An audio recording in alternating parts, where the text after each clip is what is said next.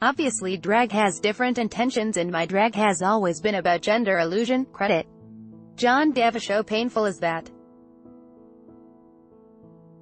It's all relative because there are so many other things going on. To me it doesn't feel painful as I've been doing it for 18 years.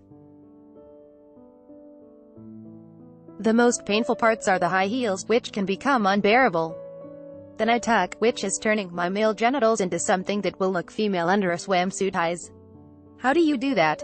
I can't get my head, or balls, around it. Laughs. If you're born with testicles, they descend from a cavity inside into the scrotum. They go back up there when you're cold, scared, or if you're lying on your back when you ejaculate. So when you tuck, they're not being pulled behind. No, that would hurt when you sit down. They sort of just pop up, almost between your skin and pelvis bone. It's natural and doesn't hurt. Then the penis goes between the legs. If I'm wearing a swimsuit or anything revealing, I use two kinds of tape, a delicate paper surgical tape from the pharmacy so nothing slips out the side, and another tape from Bunnings to take things from front to back and snatch it all away.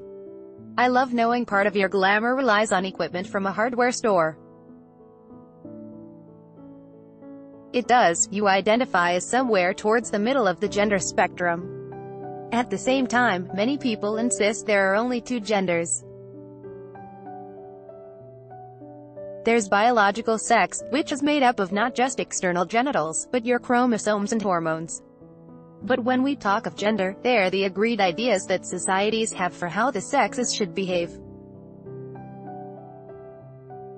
If you look around the world, we see there are completely different expectations for men and women.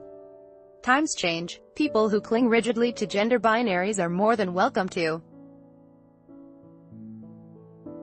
But for a lot of young people, we're seeing that our gender roles don't have to be dictated by a set of rules made by society. We can do whatever feels natural to us. Sex. Did you feel you had the education you needed to equip you for the world of sex? When it came to having sex with men, there was no education. There were no queer role models, no gay role models, no gay people on television. Nothing. Did that mean you had to feel your own way through?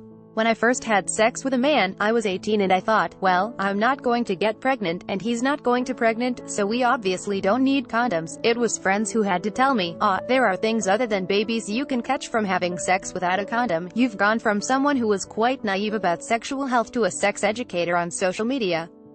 How did that happen? I felt it was incumbent on me to understand and educate others.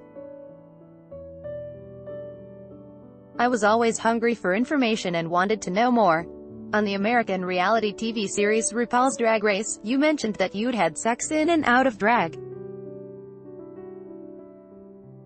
What is it like to have sex in drag?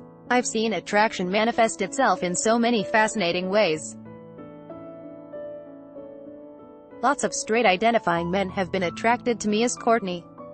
I've also had experiences as Shane with men who identify as straight. I've had boyfriends I've dated whom I met as Courtney, but then dated as Shane. Courtney can certainly act as a glamorous stepping stone across the pond. Run me through your will. Who gets your drag? I wrote it so long ago that I can't remember who gets what. Different people have put dibs on my good human hair wigs. Possibly, one day, if I keep on this trajectory, there could be a costume exhibition.